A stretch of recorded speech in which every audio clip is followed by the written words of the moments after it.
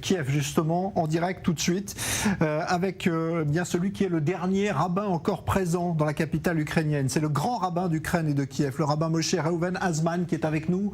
Bonsoir, monsieur le grand rabbin. Je sais que vous nous parlez dans des conditions extrêmement difficiles.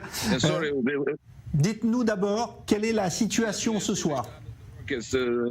Oui, il y a un missile qui vient d'exploser. Il y a 150 personnes qui ont afflué ici il y a 1 heure, mais ils voulaient aller jusqu'à la frontière, mais ils se sont arrêtés à Kiev parce que c'est très dangereux de circuler sur les routes.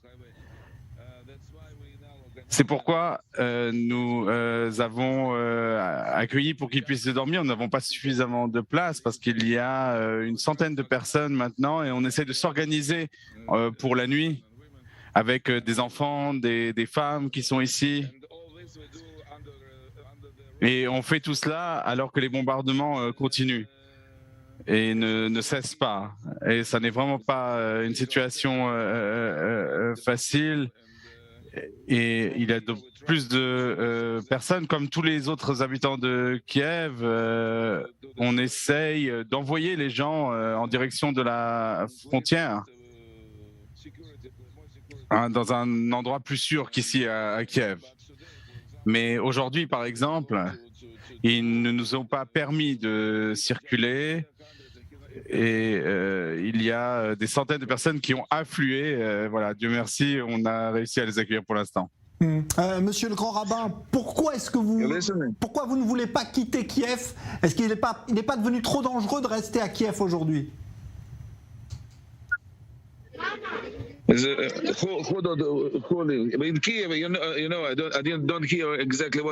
n'ai pas très bien entendu votre question, mais là, à Kiev, effectivement, la situation est très dangereuse. Il y a 3/4 d'heure, il y avait une mère qui pleurait parce que les enfants qui voulaient sortir et on ne pouvait pas sortir dans la rue et il y a des mères qui n'ont rien à manger, qui n'ont pas de médicaments, il y a des petits-enfants qui n'ont rien à manger. Donc on ne peut pas d'ailleurs aller distribuer des choses aux gens, on a du mal à les atteindre. C'est très difficile d'apporter de la nourriture aux gens. Et je pense qu'on est vraiment face à une catastrophe humanitaire qui commence parce qu'il y a des personnes âgées qui m'ont appelé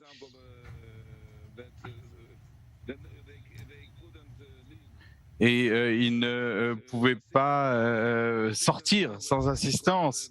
Et voilà, leurs aides à domicile sont parties dans leur famille, donc ils sont tout seuls chez eux. Et nous avons du mal à les voir. Donc c'est vraiment une situation humanitaire catastrophique qui commence.